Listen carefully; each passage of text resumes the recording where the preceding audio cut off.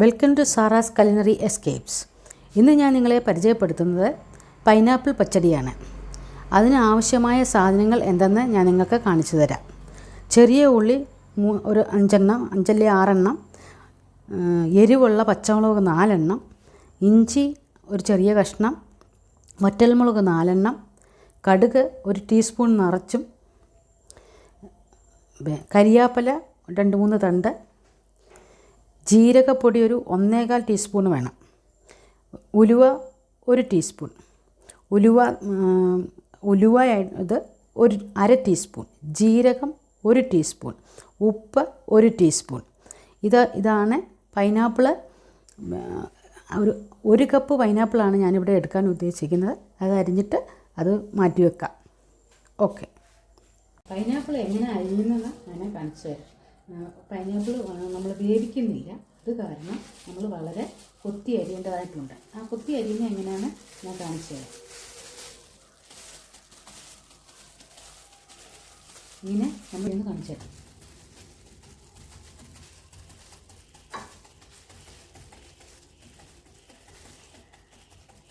ഇങ്ങനെ പിടിച്ചിട്ട് ചരിച്ചിട്ട് അരിയണം. കൊത്തിയതിന് ശേഷം നമ്മളിങ്ങനെ ചരിച്ചരിഞ്ഞാൽ അത് അധികം വലിപ്പം ഉണ്ടാവില്ല. ഇത് എൻ്റെ പൈനാപ്പിൾ ഇച്ചിരി പഴുത്ത് പോയിട്ടുണ്ട്. പഴുപ്പ് കുറഞ്ഞ പൈനാപ്പിളാണ് പച്ചടിക്ക് എപ്പോഴും നല്ലത്. ഇങ്ങനെ നിങ്ങൾ കൊത്തി അരിഞ്ഞ് 1 കപ്പ് പൈനാപ്പിൾ എടുത്താൽ മതിയാവും. പൈനാപ്പിൾ നമ്മൾ 1 കപ്പ് അരിഞ്ഞെടുത്തിട്ടുണ്ട്. ഇതിൻ്റെ മധുരം, ഒരു പൈനാപ്പിളിന് മധുരം കൂടുതലാണ്, അപ്പോൾ അതിന് നീരും കൂടുതലായിരിക്കും. അപ്പോൾ അതുകൊണ്ട് നമുക്ക് അതിൻ്റെ നീര് മാറ്റേണ്ടതായിട്ടുണ്ട്. അപ്പോൾ അത് നമുക്ക് ആ നീര് മാറ്റിയെടുക്കാം.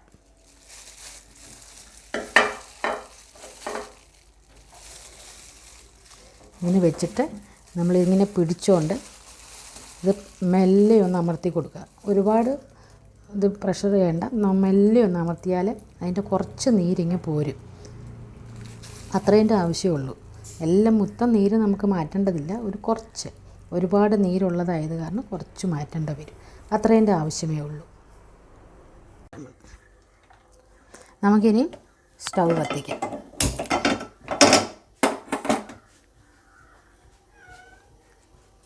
തവ നല്ലതായി ചൂടാകുമ്പോൾ നമുക്ക് 1 ടേബിൾ സ്പൂൺ എണ്ണ ഒഴിക്കാം. 1 ടേബിൾ സ്പൂൺ.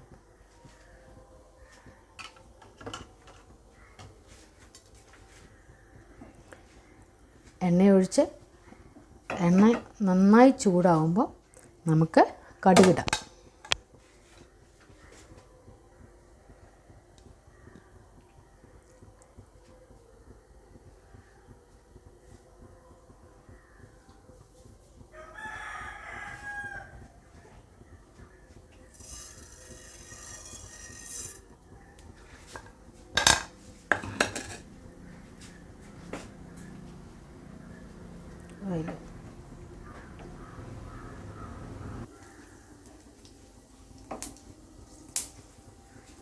കടുക് നന്നായി പൊട്ടിക്കഴിയുമ്പോൾ നമുക്ക് ഉലുവയും ജീരകവും ഇടാം.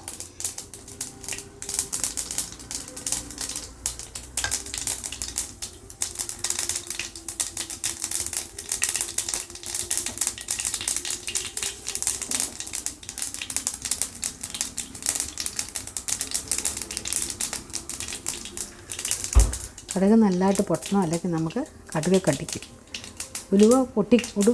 കടുക് പൊട്ടിക്കഴിഞ്ഞാൽ ഉടനെ നമുക്ക് ഉലുവ ഇടാം.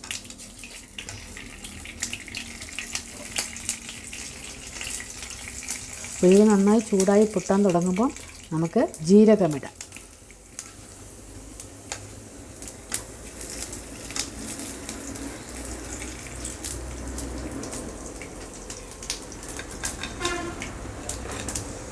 ജീരകം ഇട്ട് കഴിയുമ്പോൾ നമ്മുടെ വറ്റൽമുളക് 2ആയിട്ട് മുറിച്ച്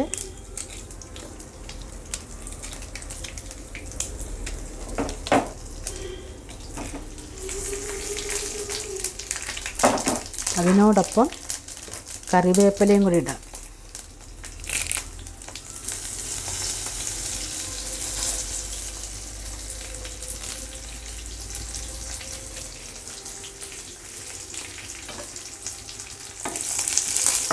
കറിവേപ്പില പൊട്ടിക്കഴിഞ്ഞാൽ ഉടനെ നമ്മുടെ ചെറിയ ഉള്ളി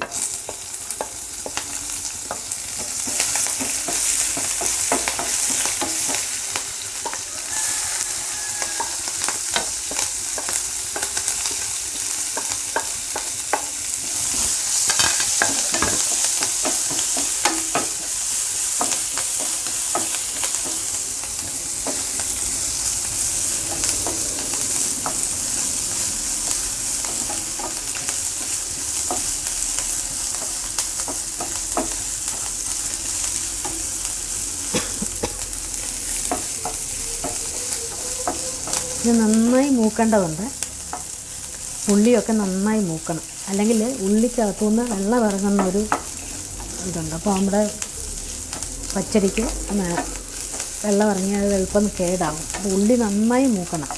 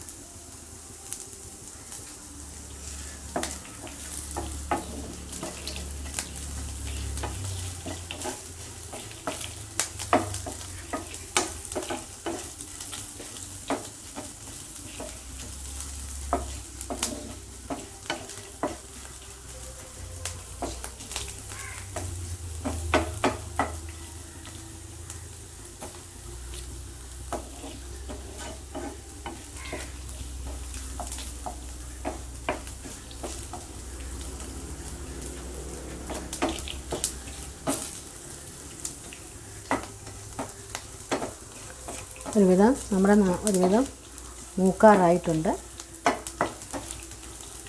നമ്മുടെ ഉള്ളിയൊക്കെ മൂത്തിട്ടുണ്ട്. ഇനി നമുക്ക് തീ കുറച്ച് വെച്ചിട്ട് വേണം നമുക്ക് പൈനാപ്പിൾ വെന്ത് പോകാൻ പാടില്ല. ഒന്ന് വഴന്നെടുക്കാനേ പാടൂ. അതുകൊണ്ട് നമുക്ക് തീ കുറച്ച് വെച്ചിട്ട് നമ്മുടെ പൈനാപ്പിൾ ഇടാം.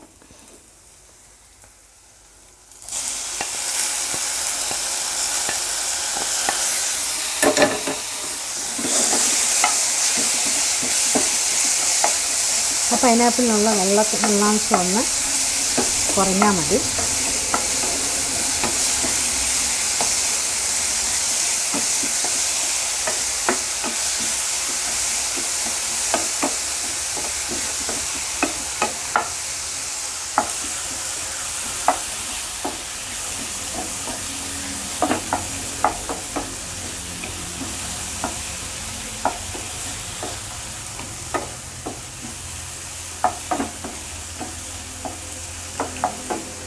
ഇങ്ങനെ ഇത്രയും ആവശ്യമുള്ളൂ. അധികം നമ്മുടെ പൈനാപ്പിൾ നമ്മൾ വേവിക്കുന്നില്ല. നമ്മൾ ഇനിയും ഉപ്പിടുകയാണ്.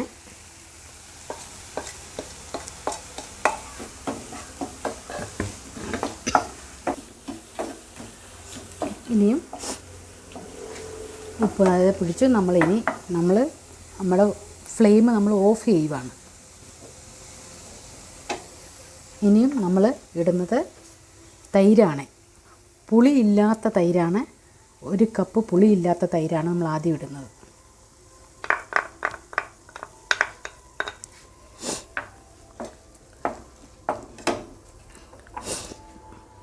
പുളിയുള്ള 1 കപ്പ് തൈര്.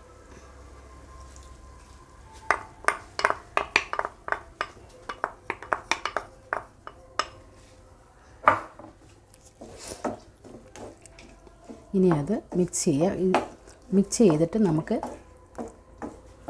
ഉപ്പൊക്കെ നോക്കേണ്ടതുണ്ട്. അതിന് മുമ്പ് നമുക്ക് നമ്മുടെ ഉലുവപ്പൊടി,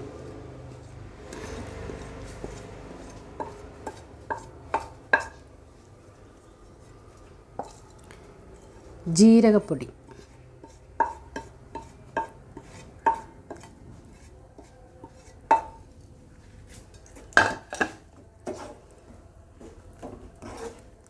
ഇതെല്ലാം നന്നായി മിക്സ് ആയതിന് ശേഷം ഉപ്പും അതിൻ്റെ ടേസ്റ്റും ഒക്കെ നോക്കിയിട്ട് എന്തെങ്കിലും ആവശ്യമുണ്ടെങ്കിൽ നമുക്ക് പിന്നെ ഇടാവുന്നതാണ്.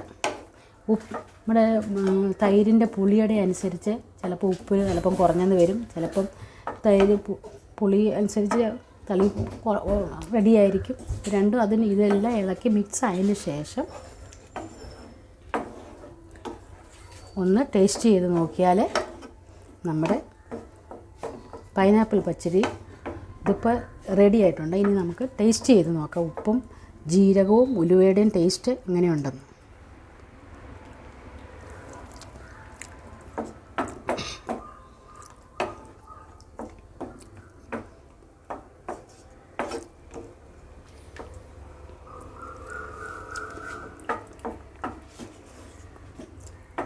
ഇപ്പം എല്ലാം പാകമാണ്. ഇനിയും ഉപ്പ് വേണ്ടിയവർക്ക് വേണമെങ്കിൽ കുറച്ച് ഉപ്പ് കൂടെ ഇടാം. ഞങ്ങളിവിടെ ഉപ്പ് കുറച്ചാണ് ഉപയോഗിക്കുന്നത്. ഞങ്ങളുടെ ഭാഗത്തിന് ഉപ്പ് കൂടുതലാണ്, കറക്റ്റാണ്. അതുകൊണ്ട് ഉപ്പ് വേണ്ടിയവർക്ക് ഉപ്പിന്, ബാക്കിയൊക്കെ എല്ലാം പാകമാണ്. ഇപ്പോൾ നമ്മുടെ പൈനാപ്പിൾ പച്ചടി റെഡി ആയിട്ടുണ്ട്. ഇത് ടേസ്റ്റിയും ആരോഗ്യകരവുമായ നല്ലൊരു സൈഡ് ഡിഷാണ്. ലഞ്ചിനും ഡിന്നറിനും സൈഡ് ഡിഷായിട്ട് ഉപയോഗിക്കാം. എല്ലാവരും ഒന്ന് തയ്യാറാക്കി നോക്കണം. Please like, subscribe and share my channel. Thank you for watching.